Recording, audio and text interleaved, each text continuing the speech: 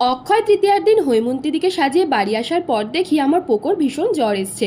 আগের দিন কোনো কিছুতে পায়ে ভীষণ জোরে আঘাত পেয়েছিল, আর সেই আঘাতের ব্যথার থেকেই ওর জ্বর চলে এসেছিল। তাই দুধে একটু ওষুধ গুলিয়ে খাওয়ানোর চেষ্টা করছিলাম। তারপর স্নান টান করে রেডি হয়ে চলে গিয়েছিলাম একটা শ্রাদ্ধ বাড়ির নিমন্ত্রণ খেতে। তো সেখান থেকে বাড়ি এসে দুপুরে একটু রেস্ট নিয়ে সন্ধ্যার সময় আবার চলে গিয়েছিলাম এক দিদিকে সাজাতে।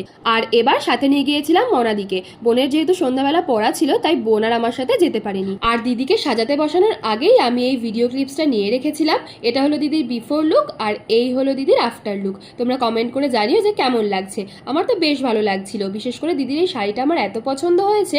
শাড়িটা সামনে থেকে দেখতে যতটা না ভালো লাগছিল, পরার পরে আরো বেশি সুন্দর লাগছে। আর এটা হলো দিদির মেয়ে, আর এটা হলো দিদির ছেলে। ওদের দুজনকে টাটা করে বাইরে বেরিয়ে চলেই এসেছিলাম, তখন দেখি পুচকেটা আবার বাইরে এসে আমাকে টাটা করছে।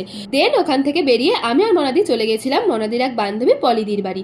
যাওয়ার সাথে সাথেই পলিদি আমাদের চা করে খাওয়ালো, আর সাথে নিমকি, বিস্কুট, মিষ্টি আরো কত কি। তারপর ওখান থেকে বেরিয়ে আমি আর মনাদি খেয়ে নিলাম একটু ফুচকা। ফুচকাটা খেতে খুবই ভালো ছিল, তাই বাড়ির জন্য একটু নিয়ে নিলাম, আর সাথে নিয়ে নিয়েছিলাম চিকেন পকোড়া। তারপর চলে আসলাম বাড়ি। আজকের মতো এইটুকুই, বাই।